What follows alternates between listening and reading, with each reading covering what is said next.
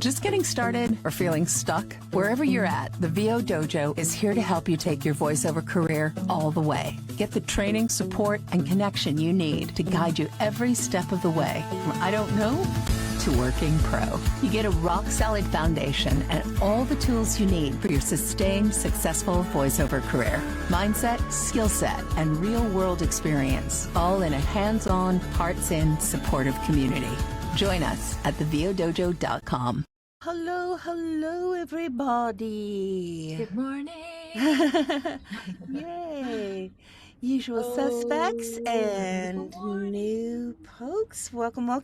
So, welcome everyone to the V.O. Dojo's Ask the Sensei.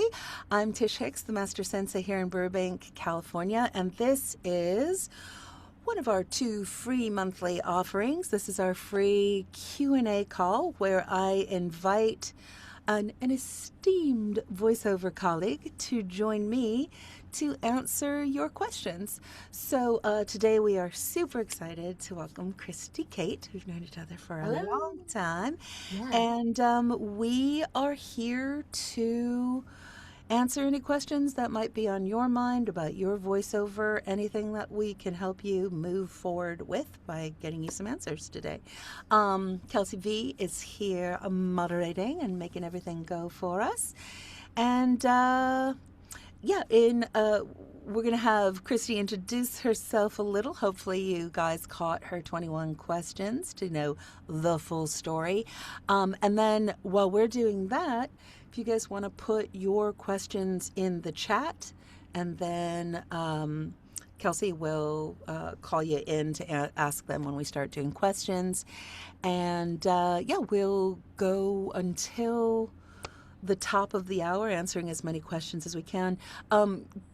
Christie, sometimes we go over a little bit. Do you have little flexibility if we have extended dance mix? So if we need to have some overflow, we might go over. And if you need to leave at the top of the hour, that's great.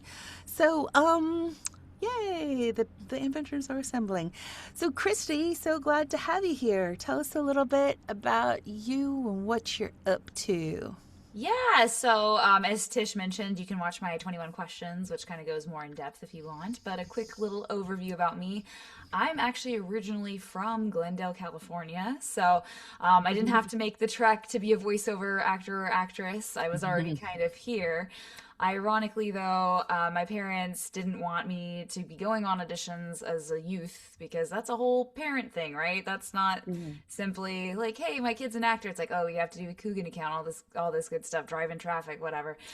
So when I turned 18, I was like, hey, you know what? I'm going to pursue acting. This is what I actually really like doing, and we're going to do that.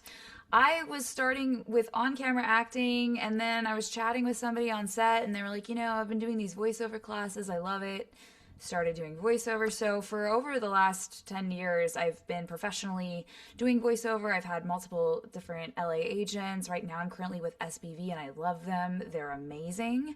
And then since January of 2025, I have started working on an indie animated show called Mermaid Mafia. Yes, it is a silly show, but it's animated. It's going to be a full pilot, and I'm going to be putting it on YouTube for free. So I have a lot of knowledge at this point about making your own animated show and what that casting process may look like, or other kind of fun things about making an indie project. So it's been really fun and fulfilling. And I have 3 cats. And 3 cats. They might show up during this. That's why I mentioned this in advance. Awesome. That's fantastic. I think, at the dojo, we're all about creating a space where people can be empowered in their voiceover. And I think becoming someone who is creating your own content is the ultimate empowerment in terms of what we're doing here. So, yeah. All right. Well, we are here to answer your questions. What questions do we have, everyone? Okay, well, I'm going to start off because I told Christie right before this, I have so many questions about Mafia. I would love to just hear you talk about what Mermaid Mafia is, like the plot, what inspired you to come up with it, um, and then like who animates on it. I'm curious about that as well. And yeah, I just kind of want to hear you info dump. Yes. So, honestly, I don't remember the exact day that Mermaid Mafia happened, but I copywrote the first version of the script in 2018, so it was somewhere around then. But what had happened was I woke up from one morning and I just had this idea on my head, and I was like, this is a really silly, stupid idea for a show, but I was like, but it's kind of funny. And so I was living with my mom at the time, and I went and I presented to her the pitch, which is every once in a blue moon, the blue moon shines its magical powers down on the mer people, and then they get legs, or 3 legs, and they can go and, have fun. But the princess, of course, has a controlling father, and he's like, absolutely not, and he throws her in jail. And that's where she meets Sparkles, an anthropomorphic jellyfish that has the power to make these eggs that can give the mer people legs whenever they want. So the princess is highly motivated to get legs, and so she creates a little mafia, and chaos and silly shenanigans ensue, basically. Kind of like Little Mermaid meets Sopranos. Yeah, exactly. It's kind of SpongeBob humor a little bit too. Like, there's TVs underwater, stuff like that, right? But yeah, the show itself, I started writing it. I had many different drafts. I would take it to writers groups. We would just keep at it, changing it up. And then a few years ago, I was, trying to maybe pitch it, but I came to the realization that a lot of these networks really want to put content forward that is already by people that have a brand, if that makes sense, and are really known. So it's not a gamble on them. Like, they want a trusted audience.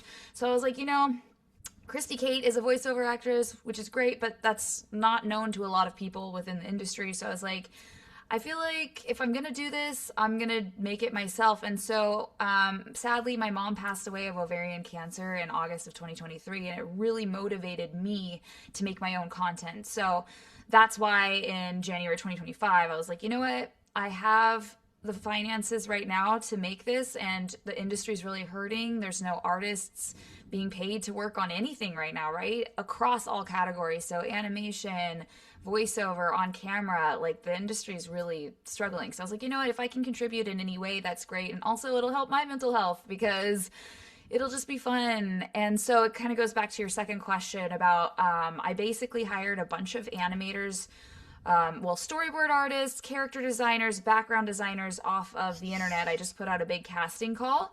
And then now I'm working with a second studio called Pixel Pirate. I met Obi, Anya Jekwe, through the Creators Society. And he and his team are animating the show itself. So it's maybe like 60% done with the animation at this point. I was really hoping for a summer release, but it's going to be coming out closer to fall this year. Yeah. Amazing. You make it sound so easy. And yet when you start going like idea 2028, life events, and then and now it's 2026. It's a while. And animation is known for taking a while to come to fruition. So it's cool that the idea that came to you as a spark, no pun intended, has had legs to get I love puns. to here. Yeah. Kelsey and I'll ask questions, but what questions do you guys have? Any questions? Are you in awe of Christie's prowess of, wow, what did you do? And we can answer questions about anything about voiceover. Yes. So yeah, but Terry has a question. Yeah. Terry, come on up. Terry? Hey Dojo, what's up on? Hey, Terry. Hi Christy, nice to meet you virtually. I'm fascinated by this entire process because I do a lot of audio dramas, and we've been considering trying to get some of them into animation. Like, the idea, started off was to get them animated. So I'm kind of more interested in the process. You went into it a little bit. Yeah. As to how you like auditioned animators, and so how did you find out how did you go through the process of narrating the one that you thought fit your vision the right way? I love this question. So, funnily enough, during COVID 2020, I had the idea in my mind. I'm like, you know what? Maybe I can make Mermaid Mafia, but have it be a podcast, like an audio drama.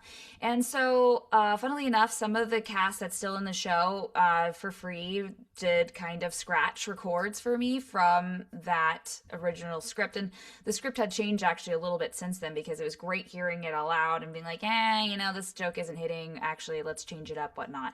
But part of that was a lot of jokes in my show are visual gags, and I felt like it just wasn't going to read as an audio drama. So I was like, I really want to go the next step and go animation. And it sounds like you're already figuring that out with some of the ideas that you're creating, because I also had the idea of maybe doing a comic book, because those are also, less expensive to do than a full animated pilot. But yeah, I'm a voice actor, and I already had voices in mind for these characters, and also comics kind of have a very distinctive art style, so this kind of goes to your next point.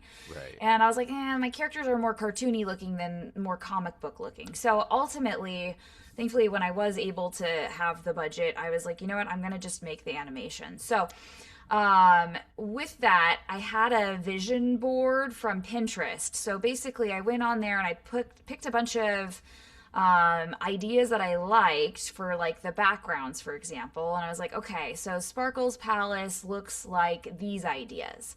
And when I was interviewing artists for the position, they would send me their portfolios. And I already had in mind, I wanted it to look kind of like Teenage Mutant Ninja Turtles, Rise of the Teenage Mutant Ninja Turtles, like that art style of that show in particular.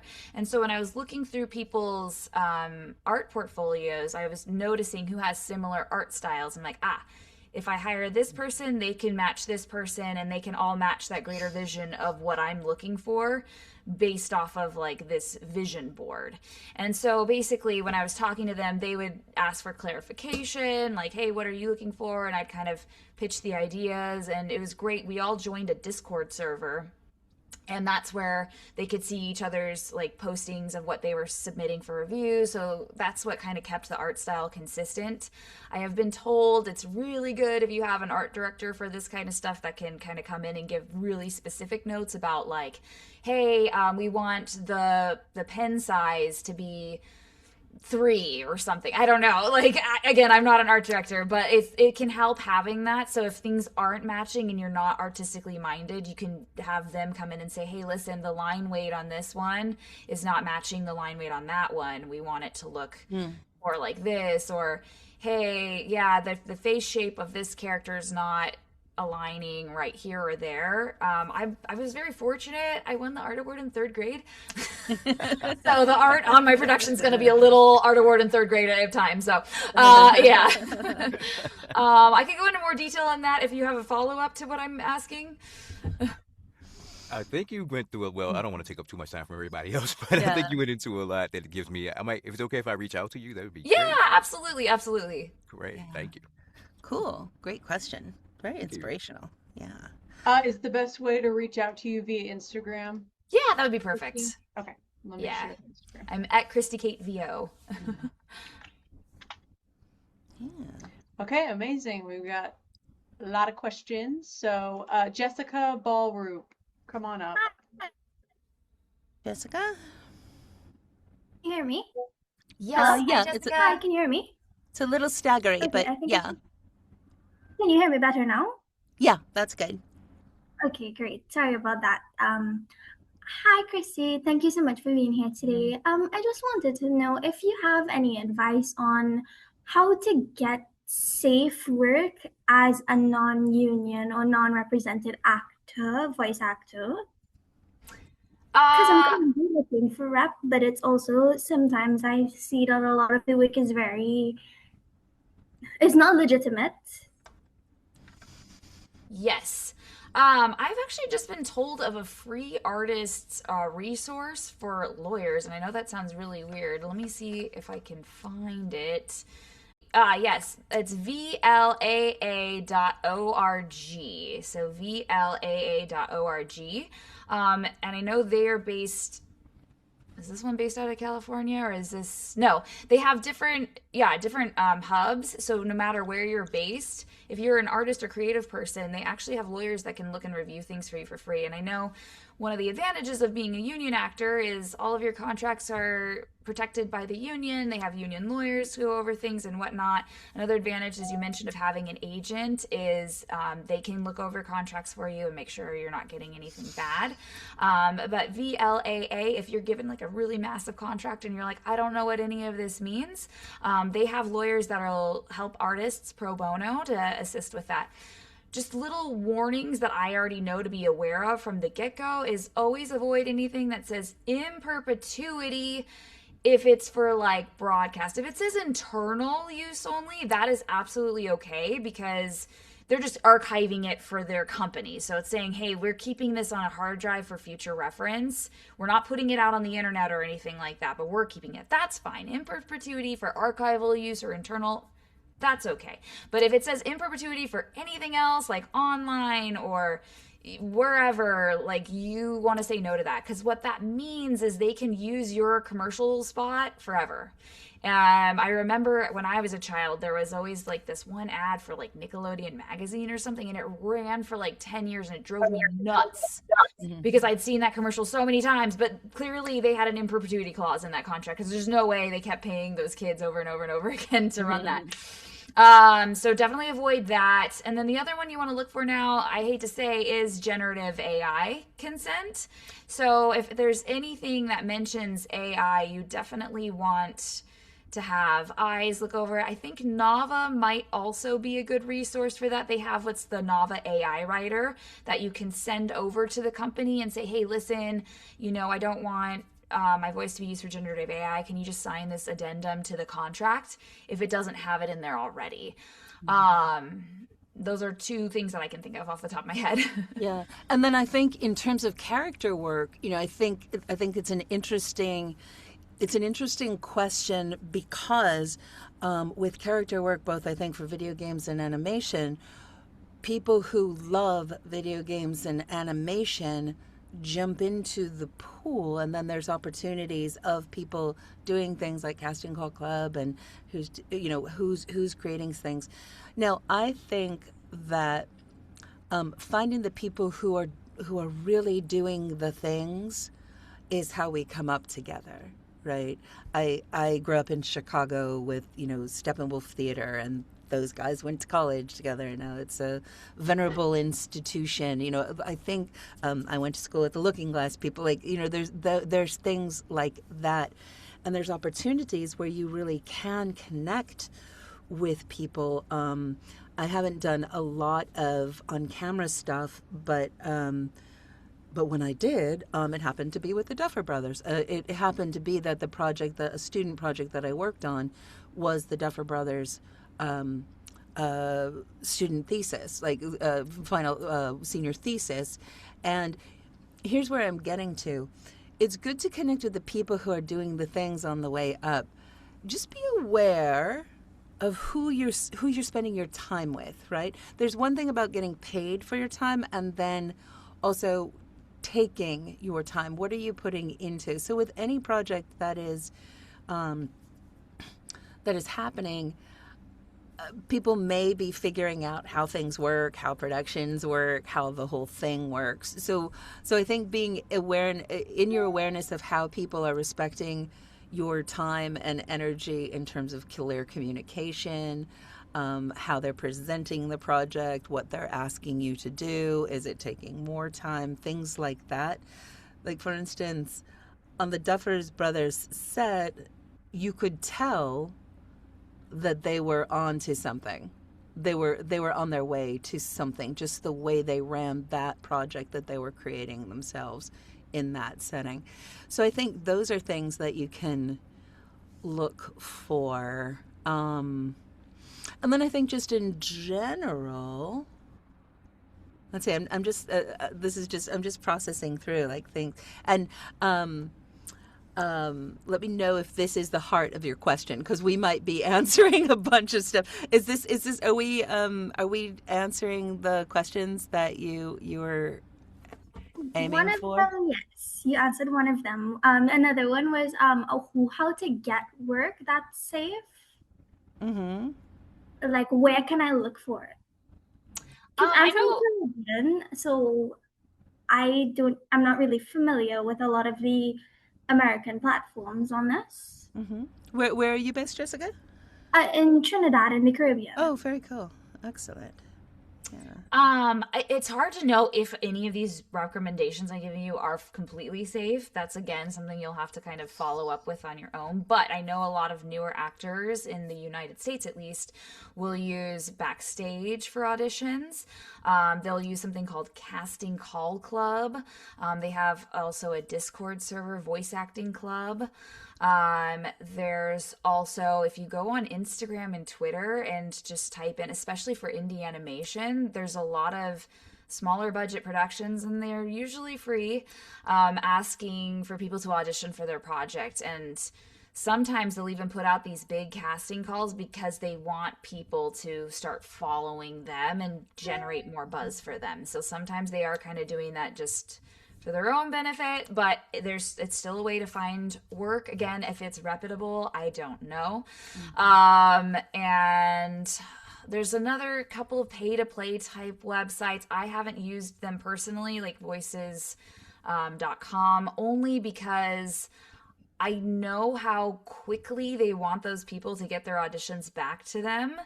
And I know myself, it would really erode my mental health if I tried to put myself in those kinds of spaces.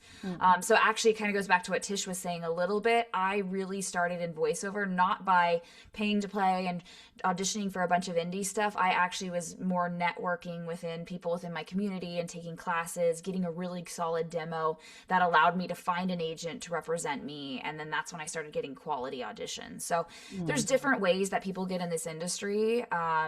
And there's not a singular path, basically. Yeah. No, you had mentioned Creator Society, Christy. I think sometimes when we go like, I want to get there, how do I do that? So first of all, coming here and asking the question, Jessica, is brilliant. Like that's super smart. Then you get other insights. But figure out where are the people doing the thing. So Creator Society is a place where everybody who's creating something comes together, but it's a lot of animation, right? Oh yeah, I can plus this. Right now they're going to be starting their Creators Jam in September, I believe. Right now they're taking applications. I was a part of that during COVID. And funnily enough, I'm a part of another indie animated project coming out called Pasta Fazool, created by Squeep Tunes. But I met Jay through Izzy, and Izzy was part of my Creator Society team. And so he was like, hey, you need a voice actor? Here's some voice actors. And then I said, hey, I know voice actors. And so it was kind of a fun little project. But basically what that Creators Jam is it's a month-long process where you get together with other creatives and you actually make a little short animated project together. And it was great. We won when my group was a part of it. We did this cute little Zoom chat thing where it was like two dogs on, and then a cat shows up on a Zoom call, and it was just like this cute little comedy thing. But it's a great way to meet people. Highly recommend Creator Society. Sorry, Tish, if you have more to add to that. No. That's the information that is. So again, find the people who are doing the things, and it may not be the place where you're standing in line waiting for permission, which I think is kind of a little leitmotif of this whole call of like, what do we do? And then the other thing that Christy said, if you are interested in working in animation at the highest levels of it, recognize that access to the highest levels, unless you make it yourself and become the highest levels. But, we say, oh, yeah, who's doing that? I don't know. Seth MacFarlane. I don't know. The South Park team. I don't know. Like, so many people have created their own thing that has become the top. So, and that the way things work to get access to the highest levels of video game and animation is by having good working relationships with certain level of agent that has good working relationships with these opportunities, right? So that's a good thing to, and then so figure out where you're spending your time and energy, who are the people that you're meeting, and figure out how to meet the people who are doing the things at the level that you want to do, because you can meet them and become part of that circle, right? What other questions do we have, Kels? Yes, Evan, come on up. Hi, Christy. Very sorry about your mom passing away. Oh, thank you. Can you describe what it was like to start and run an LLC, a company? As I have I plan on eventually starting a nonprofit VO, a company down the line. So what was that like for you? Yeah, honestly, I just simply talked to my tax guy at the beginning of the year when I was going to start making this project, because I was like, okay, this is something I'm going to want to put under an LLC. And he directed me into the right version of what I was needing for this particular project. In California, I believe it's $800 a year to pay for that, because part of it is like you're paying your employees, but you can be an employee of one. It's kind of a weird little process, but definitely you want to speak to an accountant about the best way of going about creating an LLC, especially if you're doing something nonprofit. They might actually want you to do something a little different. And you might also be able to use that lawyer group as well. I did see on there that they have accountants. So I have not used them, but there's a wonderful voice director named Andy Roth who referred me to them a couple weeks back, and I was like, oh, I had no idea this existed. This is a wonderful resource. So but I did see on there that they have accountants as well, so you could potentially use that to just kind of hit them up and say, hey, this is the idea, like, what is your advice for needing to create this? Okay. Yeah. But yeah, once it's started, you really don't do anything. You just pay the fee, basically. Like, and you do have to do your taxes for all the people that you've hired. So Yeah. I had to get my accountant again to send out 1099s and whatnot to everybody at the beginning of the year, because I did work for hire contracts. That's actually a really big, important part of making your own content. Is every person that you're hiring is going to be work for hire, because what that means is at the end of the day, the artwork they finish completing goes to you, the company, and not to them. So like you own the copyright to it, essentially. Okay. That's a good note. This brings up a question. How have you been funding this? Because I think everyone can have ideas, but how do you actually make something happen requires some sort of resources, or everyone jumping in, which could happen, right? But yeah, how are you funding it? That's a wonderful question, because I do feel like I am privileged to be able to fund this. It's really expensive, I'm not going to lie. But basically, I had worked for a technology company for over 10 years. And at that time I was there, they had a stock buyback program. And as we all can know from the last few years, technology definitely was on the up and up. So basically I was able to buy the stocks at a lower price from what it was market value each quarter, and part of my paycheck each month went straight into that. So Oh, wow, cool. So you had investment, and then you invested in your project. Yes, I accrued a bunch of stock, and then at the beginning of 2025 I was like, I have the money now to make what I want to do. And I'm like, if the stock market crashes, which, I mean, unlikely, but at the same time, I'm like, I don't know. I would feel awful that I had the money to make what I wanted. And it kind of goes back to that mention of my mom, where at her celebration of life, everyone was talking about the music she had made when I was a child. And nobody really cared about what she did just to pay the bills later on in life, right? And I was like, like, I love doing voiceover. I love voicing other people's characters, but I'm also a writer, and I would really like to be able to have that side of my identity be in the public eye, if that makes sense. So I was like, you know what? I have the resources. And again, I really wanted to pay other people within this community as well, and just see what happens. And so that's kind of how I was able to fund. I have been told that if you are going to do a Kickstarter campaign, you can't ask for more than $60K if you don't have an existing fan base. I've also been told it takes like 3 months to prepare in advance for a Kickstarter campaign.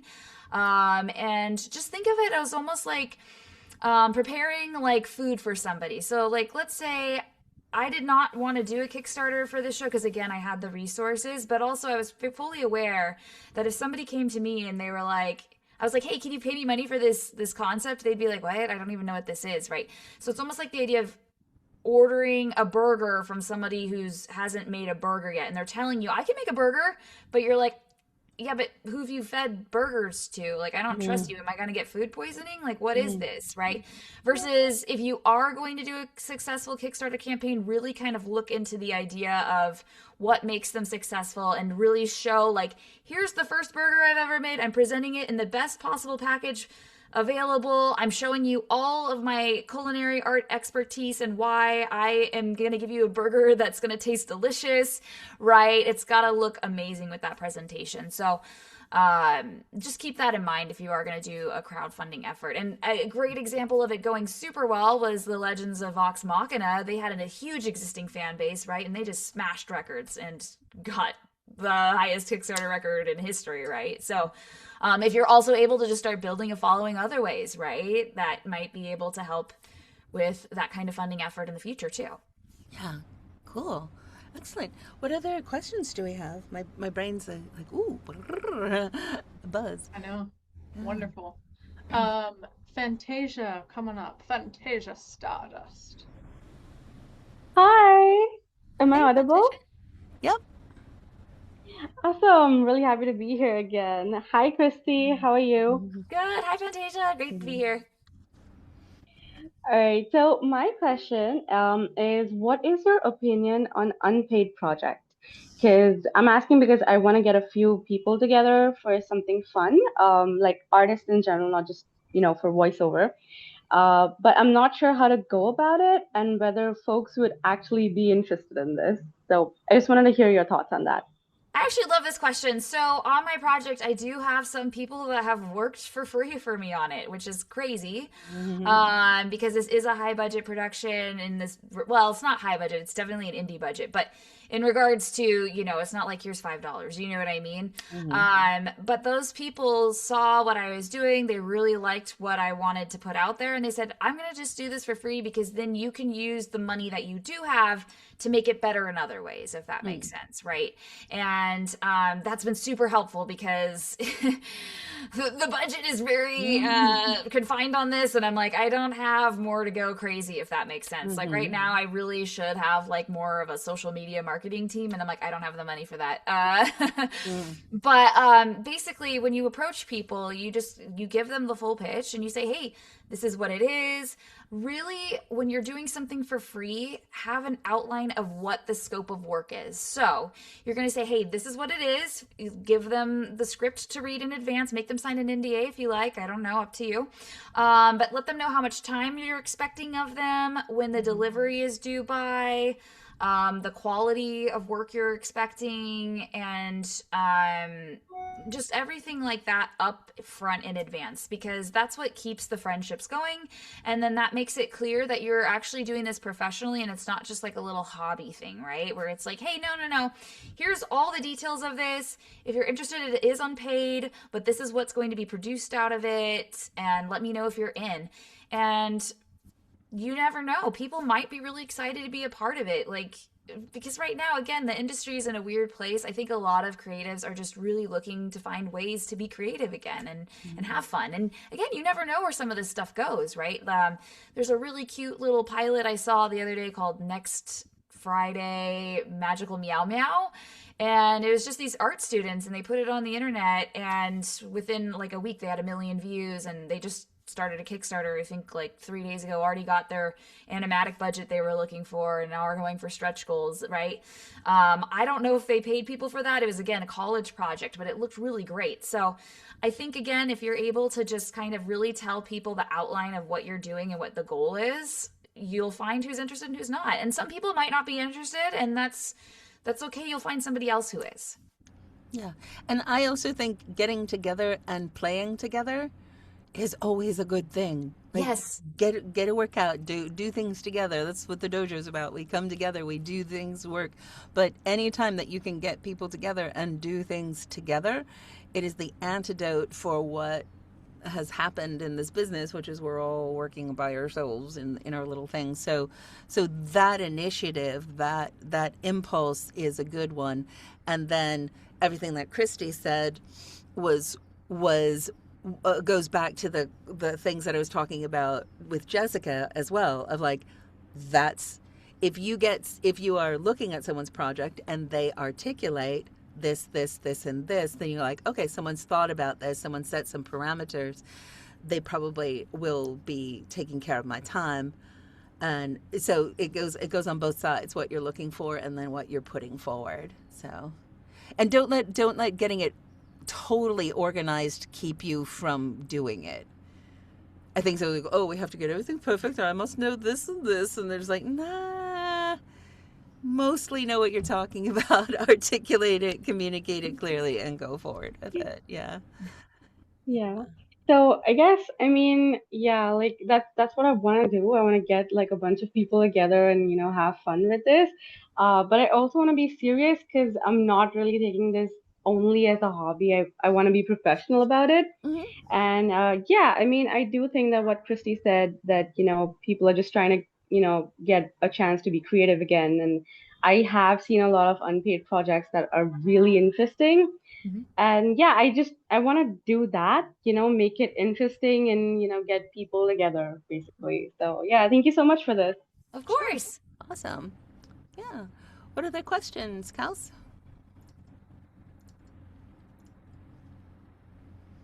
We can't hear you, love. I think you are muted. Yeah, There you go. yeah. Yeah. It's like I started going off on a whole tangent. I was gonna say, if you have to leave early, this will be up on YouTube on Monday, and replay email will be sent out. So no worries if you need to skedaddle earlier. Rose, come on up. Hi, Christy. Hi, Tish. Hi, everyone Hey. here. Thank you for being here. I have two questions for you. You had mentioned you took a bunch of different classes on your VO journey. You mentioned this in your 21 questions.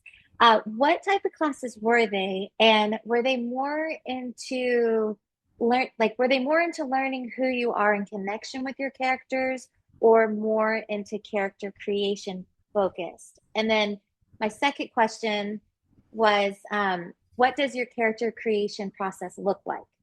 Love it. Okay. So when I started at the Voicecaster, and their classes were really focused on commercial, because I had been told the best way to get an agent is how they make money, which is commercials. And thankfully, my voice naturally actually leads really well for commercials and conversational or whatever. So it was just kind of learning how to read a script and not make it sound like I was reading a script, in order to kind of get those commercial reads to read well. And a lot of what I had learned from that was, I actually do it two ways through all these classes that I took. One is, if it's super podcasty with what they're looking for the read, like they really want it super conversational, and I go and I look at the brand video, like let's say Airbnb, right? And it's super low key vibes. I'll have it just pretend like I'm on a podcast chatting with somebody, just like, hey, did you know that the new Airbnb down the street is open? Oh, it's so great, right? Like, see, it's super casual, messy, kind of chill, right? But then there's other ones that are still claiming to be conversational or whatever, but it's not. With those ones, I actually visualize what I think the spot's going to look like based off of what the description is within the copy, especially the ones that I know are known for TV, right? So it'll be like, new Lysol cleans this. Like, ooh, see how shiny and pretty it is? And it's like I'm seeing it in my head, and it's a little bit more boosted, right? And it's like, wow, like this is super clean. As opposed to just like, hey, because like this wouldn't be Lysol. Like I wouldn't be like, hey, did you check out the new Lysol down the street? Like, it doesn't work. So it was kind of funny hearing different coaches. Some of them were super hardcore, like we're doing it the podcast style. And then other ones were, more like promo-y, I guess is the word I'll use. So it's just kind of finding the mix and ultimately knowing the brand. So go to ispot.tv, watch all of the videos from that brand that's relevant and current, and just kind of listen to what the voice styling is that they're going with and be like, okay, and try to almost emulate. I feel like with commercials, sometimes I try to emulate a little bit too. Like, I'm like, oh, okay, this is me if I'm trying to be cool sounding, you know, like, yeah, guys, like, check this out. That's really cool, right? Like, I don't know. For commercial or for characters, my favorite class I took was Richard Horvitz's. I don't think he's still teaching stuff at the moment because he is in a huge success run right now with Hell of a Boss and all that good stuff. But I loved his class because it was definitely about having fun, which is super important. And that was something that was kind of getting crushed a little bit for me at a certain point in time when creating characters. So for me personally, what I like to do, especially with all my auditions, I actually have like a little worksheet that I've made for people if I wanted to give it to them. But basically, I always want to know where I am, right? So if I'm in a scene, what does this scene look like? Are we super close to each other? Are they 10 feet away? Is it really cold out? Or are we, you know, kind of like chill? Is there zombies? Like, what's going on, right? Is there loud bombs that we're freaking out about, right? Definitely with voiceover, you always want to know your location, right? Super, super, super important. I also think it's important to know your character's name and age, especially for voiceover age, because, you know, what Richard Horvitz actually said was age is attitude, not pitch. So I think a lot of people think like, oh, I have a high pitch right here, so this means that I am a child. And it's like, no, the attitude right now is not super childy. Like if I was like this or something, like, I'm doing bad examples, but you know, you also want to have the attitude of like little kids are fearless, right? So like if you're doing those kinds of characters, that's really the attitude that you're adding with that pitch, if that makes sense. And then like teenagers are a little bit more snarky, right? Where it's like, I know everything, I'm still kind of fearless, but I'm kind of a little nervous about some things, right? And then adults are like, I have lived. Okay, you know what I mean? Like, I know what I'm talking about, but I'm also not overly confident about everything. Like, there's certain things I know I'm confident in, right? And then there's other things where it's like, maybe I'm not. So it's just kind of really understanding the character. And then knowing from script writing that each scene in a movie or a show is going from either positive to negative. So the scene starts out with your character having something positive happening to them, and then it ends with a change, which is negative. And then the next scene they write usually starts with the negative that ended in the last scene, and then ends in a positive. So it's these constant like rise and flows that happen that make your character interesting. So when you're doing your script analysis and you're looking at these characters in the script, it's super important to know like, okay, what is the point of this scene? Why is my character speaking? What is that one line in here that is driving the scene forward? And how does my character feel at the beginning of the scene? And then how do they feel at the end of the scene? And then one other thing too is just kind of like these interesting characteristics. That's the thing I add in at the end, right? And that's really breaks into voiceover as well too, where it's like, do they have an accent, right? Like, do they have weird speech patterns where it gets a little, you know, Christopher Walken or something, right? But that is something to be added in at the end of everything else, because sometimes, and I know it's hard on auditions, it'll say like, okay, we want a Swedish accent. Well, my Swedish accent is terrible, so when I see those, I'm like, oh, okay, well, I'll give it a go again, but I doubt I'll book this. Because at the end of the day, you don't want to be thinking about the accent when you're doing it. And if I have to be like, oh, wait, how would they say it? That doesn't sound right. Then I don't have it in the back of my head. Versus if I'm able to just snap on that accent and just, you know, start talking to you in an accent all of a sudden right now, like, it's totally fine. Like, I got that accent. I don't have to think about what I'm saying. I can just talk to you in this accent and it's there. So, really, if you're trying to practice at home, read out loud all the time, and then you can practice the accents while you're reading out loud, and eventually it'll come to you second nature. So then that way, when you're doing the performance, you're focusing again on what's driving that character, on what motivates them, and on where they are, and also the relationships to the other people in the scene. When you say something to them, what do they look like in your mind's eye after you say that? Like, are they excited about what you just said, or are they like really hurt? And really see that response when you're giving these lines. It's so hard, right? When you're doing voiceover, you're all isolated by yourself. You don't have a scene partner. You really have to envision that scene partner for yourself. Yeah. Sorry, this was a really long response. No. It's really cool. And what's really cool about your answers, Christy, is that what I'm hearing and feeling is you are you are a great actress, and then you also are a writer. So you look at things through a writer's lens, and now you're a producer as well. So how can we all activate? I know there's different hats that we wear. I'm an actor, I'm a director, I'm an editor, I'm a admin, I'm going to send it in. We have those little hats. However, if you can also think of things, what is the writer doing here? What does the producer need this to be? Like those, expanding those mindsets and heart sets for ourselves, then that's also part of empowering ourselves, right? At the dojo, we always say there is no they, there's only we. So as an actor, when you get the script that some writer has written and the producer has raised the money and gathered the team and hired all the people and the engineers out there recording, you step into the we. And the bigger you can expand your we-ness, your awareness of what is we, because that's what you're doing, Christy. Like, you are they. In Mermaid Mafia, you are they, right? And this actually brings up a point, Tish. When I was casting Mermaid Mafia, I had some characters or people I know in mind where I was like, this person's great. I had one person be like, I need to be in this after I gave them the script. And I was like, yeah, that's great. You can be this character. Amazing. I totally hear that for you. But some of the other characters, I did kind of have to send out auditions to people, and always audition, even if you think they're right, because funnily enough, you just never know. But ultimately what that goal is you're going to create like a soup. And I'd heard this before from other animation casting directors say, when we're casting people, it has to go together. And so finding all the voices to fit actually, so think of it like this way, like, if my character sounds like this, if I'm hearing auditions for the other character, and she also kind of sounds like this, it's not going to cut through on the show, because when they're talking to each other, we're not going to hear the distinctive difference. So the goal is to find two different characterizations that are going to blend well together, but also they have the same acting style, right? So my show is really kind of high comedy, like SpongeBob-y, silly, goofy, right? It's less like, hey guys, did you go to the park today? Right? It's a little bit more goofy.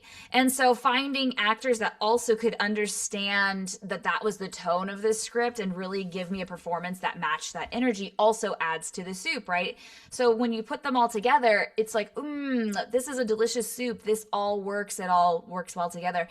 And it was interesting because when I was working with Kristen Paiva on this, she's a wonderful casting director, voice director. She had brought that up to me too. She's like, okay, we have callbacks for these 8 actors. They're all really great, but just make sure that they're going to sound good next to the other people in the script. And it worked out perfect. But it's an interesting thing to think about that I'd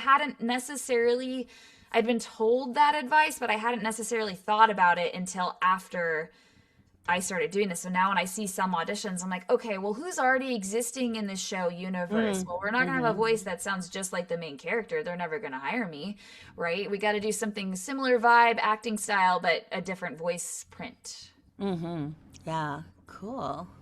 Did I answer your question? You did so great. Thank you so much. Okay. Thank you. Kelsey, do we want to take a picture before people have to leave? Yes. Cool. So we'll take a picture if everyone can jump on with their beautiful faces, and then we'll talk a little bit about how to stay in touch with with Christy, and what's going on at the dojo, and then we'll jump back in and do as many questions as we can till 11, and then if we have a little bit of overflow, I think we have some time, and if you can hang out with us, that will be great. All right, how's everyone? Almost all the faces. Everyone ready? Yep. 3, 2, 1. Mermaid. All right, we have been photo documented. Excellent. So, Christy, how's best to stay in touch with you? How can we support you on Mermaid Mafia? Mermaid Mafia is going to be on YouTube when it finally airs. So it's at Mermaid Mafia TV. I love how YouTube added usernames. It makes it easier to find, which is great. But I also have that same username on Instagram, TikTok, X, and Blue Sky. Oh, technically Tumblr. So at Mermaid Mafia TV is where you'll find any show related content. And then myself, I'm the same on all of these same platforms at Christie Cate VO. So that's where you can find me. And feel free to message me business stuff, either on Instagram or on my website. I have like a contact me box form. Those would probably be the best. I know LinkedIn is kind of like a professional site people will use for questions too, but I am so bad at checking LinkedIn, and I'll go months later and I'm like, oh, I missed this. Hi. So yeah, either like my email on my website, there's a little contact box that's pretty great, or Instagram. I'll try to check my others unread if I'm not following you already, because I know that can be a little weird sometimes. Awesome. So honestly, probably my website's probably the best way to do it. And I'm just going to put something out there, just in terms of like we and they. I also heard that Christie has a need in her next steps. So if anyone put together that Christie has a need, that if you have resources that you could perhaps be part of the effort, are y'all tracking what I'm saying here? Like Christie needs social media stuff? I don't know. I'm just, I don't know if you want that, Christie, but You're so cute. If I were here listening, I would go like, ooh, she's cool. What's that? Anyway, just putting the pieces together, and ask know what you want, ask for it. People will give it to you if you allow, and if she goes, thanks, no, that's awesome. But you'll have that connection, right? I met somebody at Comic-Con that gave me their card, and they're like, I'm a social media person too, like, so I know what you're talking about. So I'm like, okay, we'll see what happens. But yeah, I appreciate that. Yeah, but then it's also a reason to talk more, right? So yeah. Right. And suddenly Christie's time is all taken up from no she can take care of herself, but okay. And You're then so cute. at the dojo we have extended the deadline for our annual Daniel Escobar scholarship, which is very exciting. We're in our 5th year of our scholarship for our full training program. This is open to everyone, in honor of one of our amazing early dojo students, who was just on the verge of having everything come together, and then he's not here anymore. So we keep this going for everyone to be able to keep on going. So check it out at the website, and applications are due on Saturday at midnight Pacific time. So yeah, and then if you aren't going to One Voice, which is a conference in Dallas coming up in October, no, in a couple of weeks, like over the weekend of the 20th, I believe. We do have a discount code for you to buy tickets, and we're going to be there. And I'll be teaching a class called The Messy Middle, and I'll be on a marketing panel. So we would love to have you join us there in those opportunities where we can get together as humans. Yeah, and what else, Kels? Did I miss anything? Is that... No. Yeah, no. Check out our website. We always have everything going on. Go to upcoming events. We have fight clubs coming up as well. So, yeah. All right. Well, I think that's the announcement and picture part. Let's get back to the questions. What other questions do we have? Yes. Next up, we have Lisa Moody, if you're still Hey, here. Lisa. Yeah. Oh, before we answer the question, I did think of one more thing. If anyone's interested in talking more about the dojo in any way, get on calendar with one of our path guides, and we'd love to talk with you more, especially if this is like your first time here. Okay. And I've taken Lisa. dojo classes as well as part of the mini classes I've taken. I love your Fight Club classes. Those are super fun. Yeah. I love, I guess it's not past tense, but I love them. So yeah, that's also something to keep in mind. Yeah. Yeah, those are our working pro workouts, the Fight Club. So, yeah. All right, back to you, Lisa. Sorry to interrupt. What's your question? Lisa is like, oh, hey, you can talk. Okay, never mind. Yeah, I'm in signal now. We're good. Mm. I just wanted to ask Christy, when you're doing animation, do you have to have like multiple character voices, or because right now I just have one I talk to the cats with, but I have a higher voice print. So what are your thoughts on that? Actually, Richard Horvitz's class was super wonderful because it was all about characterization and less about being able to change your voice. So I am fortunate. I didn't know that was a skill, being able to change your voice. I thought everybody could do that. I was making character voices and impressions ever since I was a kid. But Richard Horvitz's voice, if you hear it, it's naturally very distinctive is the only word I can think of for it. It's amazing.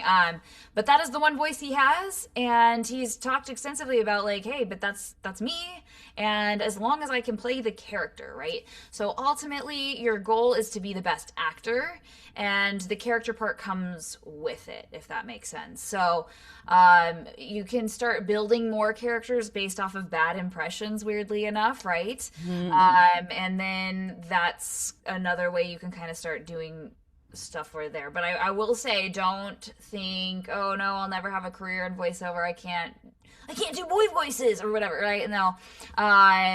If you can really hone in the character and the acting for yourself, you can potentially have a career in voiceover. I know a few other people other than Richard too that really are kind of like, they have one voice print and that's what they go with, and it's fine. So yeah, I agree. Thank you. Yeah. Yeah. Okay, wonderful. Matthew Bentley. Oh, that's me. Hi. Okay. So I had two because one was related more to the managing your own project and whatnot. Because I'm at a point where I've been like writing it, and I'm kind of in a similar spot of I know it's gonna have some kind of visuals. I'm still kind of hammering in what I want it to be, and in my case, it's semi-anthology, if it makes sense, because there's a cast of characters that kind of rotates, so they don't all have the same cast for each episode. So what advice can you give for like solidifying like a pilot pitch? Okay, so what you were describing with this rotating cast is actually really expensive. Because for animation, because you have to come up with the character design, the movement, the actor, everything like that for each of these people for each episode, right? What you're describing might actually work really well for a podcast though, right? Because especially with these indie budgets, right, it might be hard to get people to keep coming back each week, kind of like a D&D thing. We're like, hey, are you available Thursday? Oh man, right? But if you're doing a rotating anthology like what you're talking about, you might be able to keep casting different people, and people will be, oh yeah, I'm really excited for this, right? And it's a little bit more easy for that sort of a budget. But that doesn't necessarily mean your idea is not going to work. You could still think about doing animation, but I'm just letting you know, like, from an expense standpoint, it is a lot more to create a lot more characters, if that makes sense. Oh, no, that does make sense. I'm just kind of in a similar boat to how Mermaid Mafia turned out, where it's like, the more you worked on it, the more it kind of needed that visual element. I'm in a similar boat on that one. Gotcha. Okay. I would honestly really recommend, if you have some really close friends, to do like table reads with them and just read it out loud and kind of, I know it sounds crazy, but maybe just kind of spitball what you're describing with them and see what their thoughts are as well, and see if they're like, no, you know what? Yeah, this visual joke's really great, but you could write a written joke for this and it would work without the visual joke or something, right? Like, you know, that might be a solution as well. But again, if you want to produce it, there's nothing stopping you. I just know it's going to be harder, especially if you make more than one episode, to reuse assets for the next episodes, because you're going to have to create all new ones for each one. Okay. Right. And that's producer brain. Right? That's like, cool. That's anything's possible except when you have to pay for it, right? Yeah. Yeah, that's Yep. great. And then that bringing your friends together and over and over again. I'm gonna tell back in the day story. So back in the day, we moved here and knew a lot of people from Second City in Chicago. So Nia Vardalos, who created My Big Fat Greek Wedding, workshopped her one-woman show like 150 times, and everyone came and saw it and came and saw it and came and saw it, and contributed computers to it and stuff like that. But don't underestimate what that is to have the people that and maybe know your sensibility, know your sense of humor, know what you're trying to say, and then they can tell you what they think, and keep on honing it together. That's cool. Also, Cool really thing. quick, Matthew, if you don't have anyone within your like direct community, there are definitely people in like voice acting club who would be totally open to doing like a table read. Oh You yeah, just have to ask, Mm-hmm. you know. absolutely. Yeah. And what was your other question, Matthew? Oh, Well, and also, hold on one second. It is the top of the hour, so if you do need to roll, this is being recorded, so you can catch it kind of as a podcast after Monday. If you can stay, and thank you for being here if you have to leave. And if you can stay, we'll keep on going. So there's that. Okay. What's your second question, Matthew? well, my other question was, correct me if I'm wrong, Christy, but I remember hearing stuff about like improv and whatnot in like your past at some point, right? What's the best like improv game you'd recommend for like voiceover? For like character creation or something like that. Honestly, any sort of improv game that involves creating a scene. So, there's a lot of like improv games where it's like, what are you doing? And it's like, oh, brushing your teeth. Like those are good for like quick wittedness. But like if you're able to actually get two people on a stage and just kind of all of a sudden create a scene together with the who, what, where, and just, really feel it out, like that, in my opinion, would be the best for an improv game. With my show, I told the actors when they came in, I'm like, if you guys have any improv you want to add to the script, feel free. And shout out to Daniel Ross. He is the voice of Cadwallader in my show. He had some really funny like little lines that he would throw in there that did make it into the final cut. Kaylee McKee, who voices Sparkles, the anthropomorphic jellyfish, she is like, oh, I know this Cthulhu chant. And I'm like, what? And just threw that in there, and it was brilliant, exactly needed. And then Secunda Woods improv is more, I love how Secunda, who voices Pam, explained this to me a while ago. Some people overthink the improv, especially with animation audition. She's like, oh, they try to think of lines and whatever and blah, blah, blah. And what I'm describing worked out great for the show, right? They really understood the tone of the show. They really understood what I was going for. They had the whole script, right? It really helped. But if you have an audition, for example, and it's for an animated character, sometimes it's simply just adding in like an extra like, no. That's like improv as opposed to just no, right? So you can really see more of what's happening in the scene versus just like, whatnot. And I know Secunda's really good at that. She'll add like these funny little laughs, or she'll be like, yeah, what are you talking about, right? As opposed to, what are you talking about? Like, but it's just simple like words. It is just natural. She just makes it sound like it's part of a conversation she's having. Okay. And it's brilliant. That's really what it is. You just want it to sound like a natural, funny conversation. It's actually good to know, because like I think what you're describing is a lot of, for me, that would usually be things that I would have considered pre-life and tried to actually edit out of like the audition. Yes, a lot of people would see it as pre-life, but it's really pre-life scattered throughout the whole thing too. Like you could, in theory, throw a pre-life thing in the middle of a line. So even though the script has this, if it makes sense for, the character might laugh here actually in the middle of this little monologue they're giving, or this is actually really funny, to them, like, and then they end it with the ha laugh as opposed to blah, blah, blah, blah, blah. This is, the thing, ha ha ha, really funny, right? Like, Those are really bad laughs.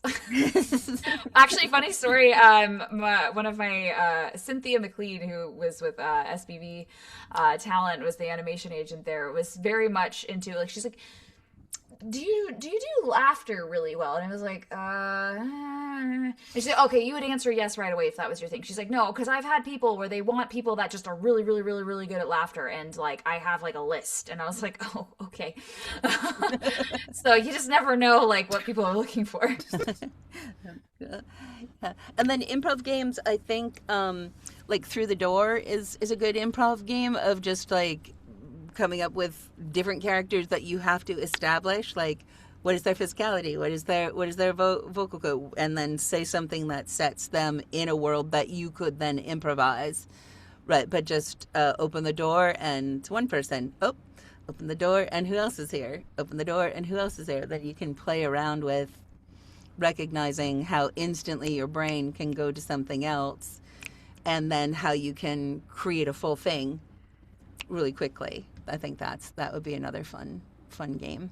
Play. Okay. It's just play fully. Just say yes. When I did my first voiceover, when I did my first animation demo, I was working with Sue Blue, and so I was kind of writing stuff, and she was writing stuff, and I literally just was like, hey, I'm working on this, and I had a roll of toilet paper like this, and I had a Sharpie, and I just started doodling, like on each square I made like a different sort of character or different something, and then I just started bringing them to life, right? Like so do something like that. Just keep it generating, like just keep on playing. There's no right or wrong, or just say yes and see what happens, which is improv, right?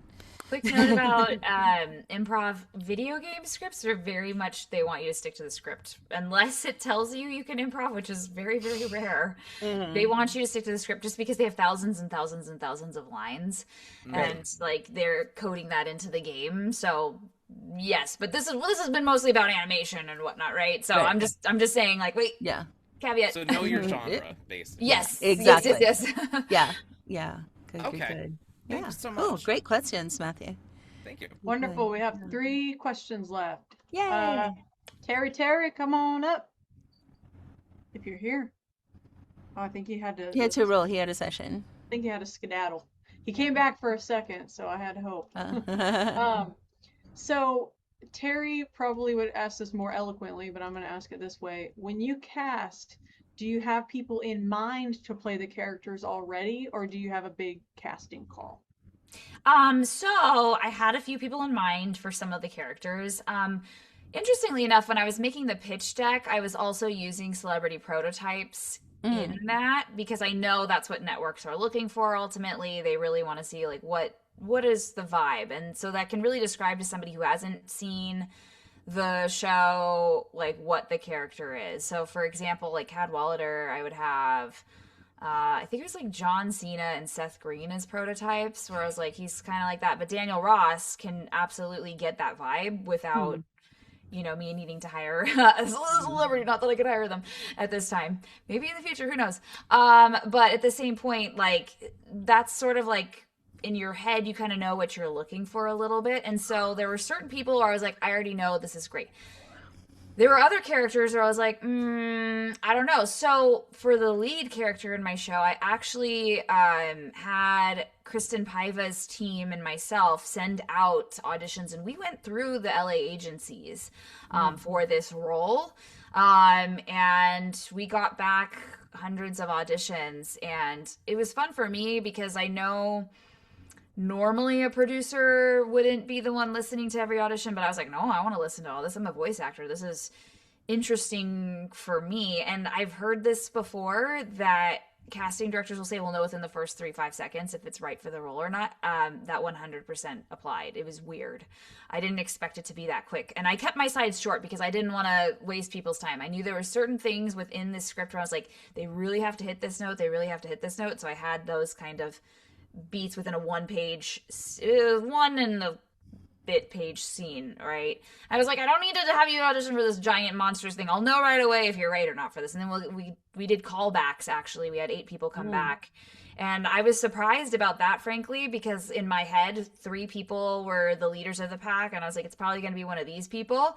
And then ultimately, the person whose name I almost forgot to put in the email for callbacks was the one who ended up booking it. And a huge blessing. Merc Nguyen is phenomenal in this, you guys. Really, it was kind of funny and serendipitous. When Merc showed up on the Zoom callback, I told her, I was like, oh, hey, on the sides, I said this was like a space show, but it's actually mermaids. And Merc was like, and Merc held up this sign where it's her name, Merc, with a mermaid tail. And she's like, I'm a mermaid. And, you know, honestly, you guys, I will share, being on the opposite side of a callback scenario is really invaluable for me personally, because if you are lucky enough to be in a callback situation, really acknowledge everybody in the room, right? Because they're a team working together to find the best person. And it was so nice chatting with people and getting them to acknowledge me in a weird sense. Like, I know I'm just kind of like the producer in the corner, but when people were like, hi, oh, are you Christie? Hi, so nice to meet you. Thank you for having me on your project. Just a simple like that was really nice, right? Like, so that's something that I do think is really important, you know, if you are doing a callback, is to just acknowledge everybody in the room. Hey, okay, hi, so thank you so much for having me here, right? Like, I think that's really important because, again, it's a team effort. Yeah, the ultimate we, not they. Yeah. And you're in the room with the people who are making things happen. Yeah. And the people that I cast, just auto cast, if that makes sense, these are people I've known for years, by the way. So it's the same vibe that Tish is talking about. You build your spider webs, you make friends with people within this industry. And it's like, okay, these are people that I know, and I know that they can do it because I've been in so many classes and workshops and events with them. And it's like, I know they got it, and they did, you know? Yeah. Cool. Great question. Tyler White, kind of going into that same theme. I would love for you to ask your question if you're available. Is Tyler still here? Okay. Oh no, they're yeah, they're here, but can't talk. Yeah. Okay. Do you have an existing roster that? Sorry, I'm here. I I couldn't find my phone. I'm making lunch. No, it's okay. Go ahead and ask. Yeah. Yeah, so basically I wanted to know if you had an existing roster that you're working with, and if so, how we could submit. As well as if you accept like unaffiliated voice actors. So I am not yet with an agent, but my commercial demo is coming soon. I'm in the final phases of editing that, so there's that. So fingers crossed that changes, but just wanted to know overall. This is a great question. So I personally, I could start like a roster, if that makes sense, for future production within the show. As of right now, the pilot, basically once it starts going into animation, they're now lip syncing every kind of line that's in there. So realistically, if I have any additional thing, it's literally just going to be a background ambience noise, which is probably going to be filtered by myself or maybe my co-producer, right? So right now the pilot itself doesn't need any additional voice work. I would love for Mermaid Mafia to become a series.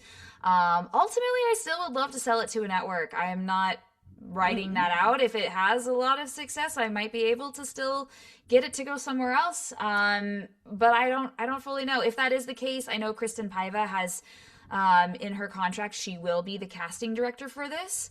If it's something where it just stays on the internet, then maybe it will default to me and it goes from there. I'm uncertain. So as of right now, I don't have a roster just because I don't want to get everybody's information, be kind of responsible for having that information and making sure that it stays on lock, if that makes sense, and then maybe not ever needing it. But I do appreciate people asking because I do know that within this industry, that is how you grow and you make connections and you get on indie projects, right? It's always good to ask. But as of this moment, I don't have a roster. Maybe in the future I will. So if you do follow the Mermaid Mafia TV account, once it does come out and we kind of reevaluate what direction it's going in next, we might post open casting calls or roster stuff or whatnot. But as of right now, I don't have it. That's fair. Shameless plug. I do have ADR experience. I have dubbed. Love it. So just putting that out there. But a question on the socials. Do you guys have a Blue Sky? We do, yes. It's the same one at Mermaid Mafia TV or at Christie Cate V.O. Perfect. And then I will follow you guys on Blue Sky. Awesome. Thank you. Cool. And thank you. Any more questions? Yes, A two couple more. minutes. Okay, I think we can handle this. We got it. What are the questions? Jessica Ballroop again. Hey, Jessica. Hi. So Can you pretty, hear me? so smart to be asking questions here. It's really good. Yeah. Okay, can everybody hear me fine? Yes. Hi. Okay, so one of the questions was, what should be in a commercial demo versus a character demo reel? A commercial demo reel is really going to be commercial spots. So I would highly recommend actually going to a commercial producer for this. If you're just starting out, you can make maybe like a sampler where it's something you've made on your own to put on, say, backstage.com to try to attract buyers. But if you're looking for agents, you're definitely going to want a professionally produced demo, in which case they will go through the spots that they're looking for, finding the right stuff for your voice and like what brands you would ultimately sell.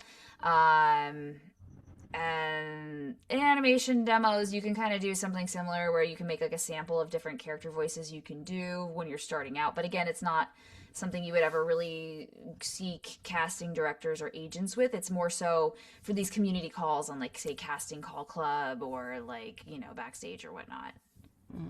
And I think with any demo, you need to recognize that a demo is a way for you to help.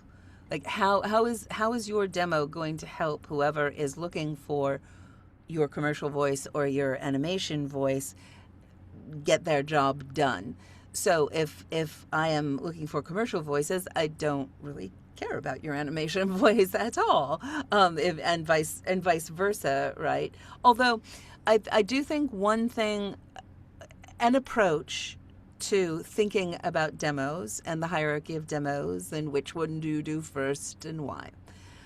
I am still a proponent that doing your commercial demo is a powerful way to start, because the process to be prepared for doing a good commercial demo means that you have to know yourself. You have to know yourself. You need to know what you're doing. You need to kind of know what you're bringing. That's the way we approach it here. How do you take the time to do that?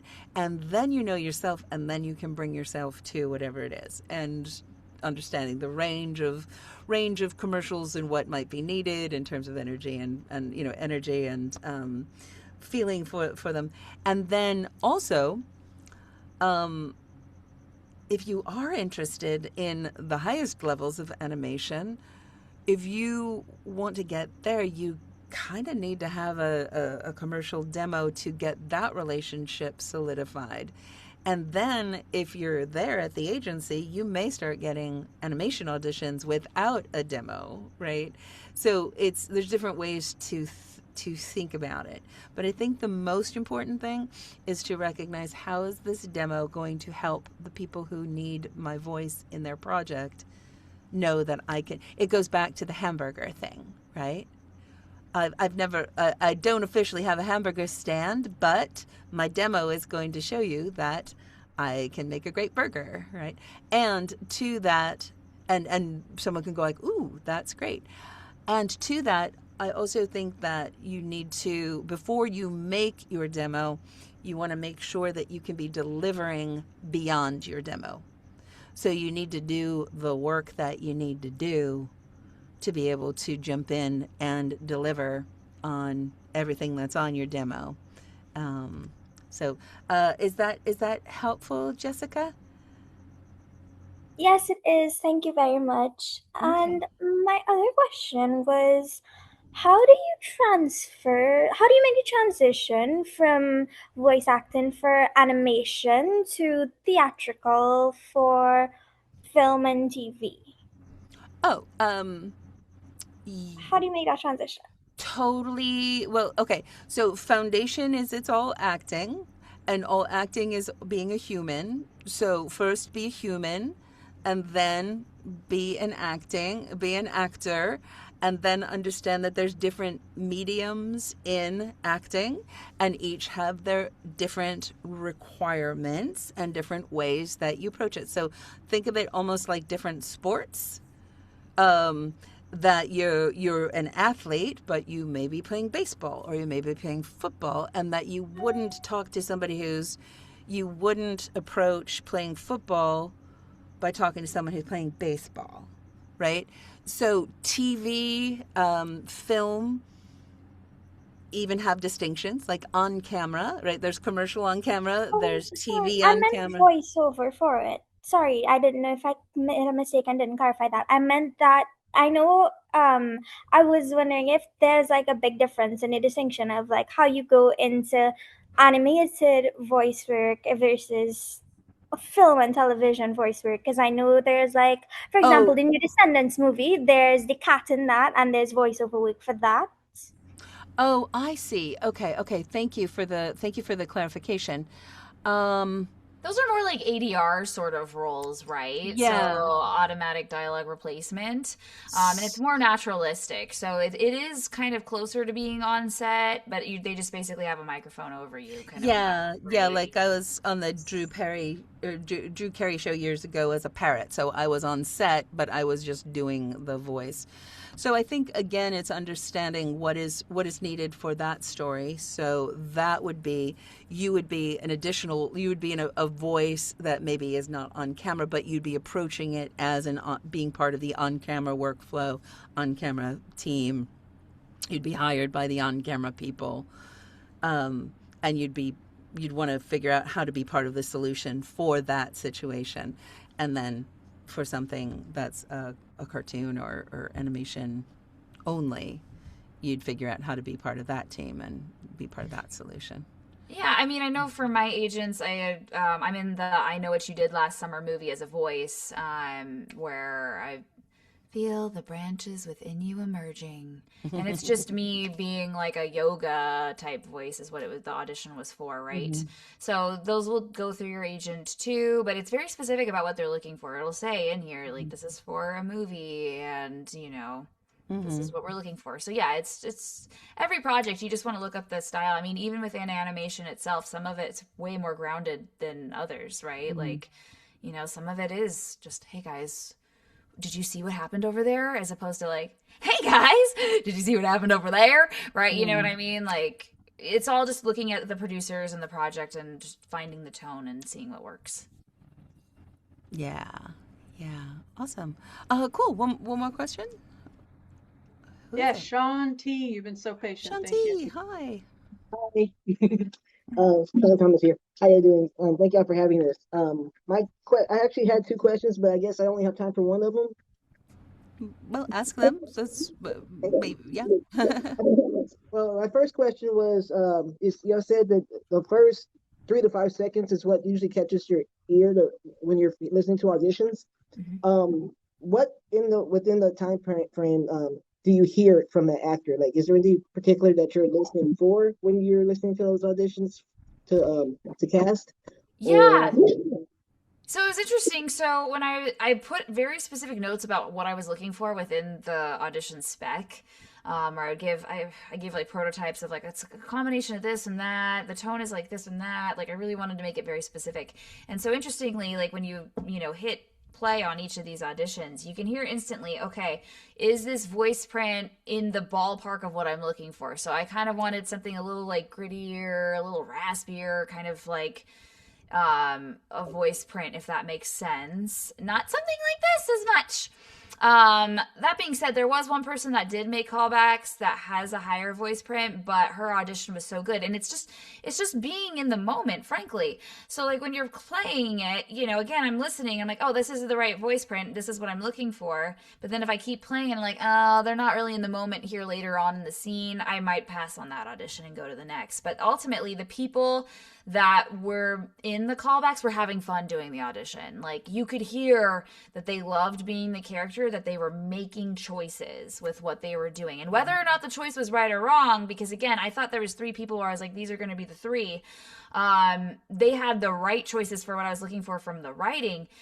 Interestingly enough, though, with direction, the people that made a different choice, when we did the callback, they were able to do the right choice. And then it was like, oh, well, that's what we're looking for. So ultimately, it's just you being confident in your auditioning and having fun. And the having fun plays back in the audio. Like we don't hear this, okay, I'm doing it right. All right, guys, I'm at the zoo today. It's super fun. You hear more of like, all right, guys, we're going to go to the zoo. Whoa, did you see that over there? Like it's a little different, if that makes sense. Yeah. That makes perfect. I Thank think you. I think the heart of animation is literally bringing it to life and then being bringing us into the scene with you. So if suddenly I'm like, whoa, I'm right here with you. Well, oh yeah, let's do that, right? That I'm compelled, like you're bringing me into the scene because you're so present, then that's undeniable, right? As opposed to like, I don't know where I am. Oh, I Right. don't know where I am either. I don't know. I don't care. Yeah. Yeah. What's your other question, Sean? My other question is, I just did my animation demo with Malik recently, Uh-huh. and I'm trying to find out where's the best place for me to. I don't have a agent, so where's the best place for me to like submit auditions and stuff like that, as a non-union, non-agented person Where are you located? in Austin, Texas. Are you an anime dude? I am. Okay. I, I would start there Yeah. because I think in the pandemic it kind of opened up a little bit, but I think it's gone back to like I'm like you're moving to Texas. Wow, okay. Like people are moving there, so if you're there, I know it's not exactly in Dallas, but I would start there. I'm Um, from Dallas. um, and Yeah, there's then the VORG, the voiceover resource guide. They have a section there for regional agencies. It'll list all the Texas agencies on there. I know like Linda McAllister's one that my friend gets anime auditions for, right? So yeah, I would definitely go to the vorg.org and look at your regional agencies. And I mean, technically, you can look around. It doesn't have to just be Texas, but it is smart to find your local reps, if that makes sense. and do you have a commercial demo as well, Sean? Yes, I have a commercial and narration demos. Awesome. So you're set. That's the other thing, because if you come with an animation demo, an agent's gonna be like, cool.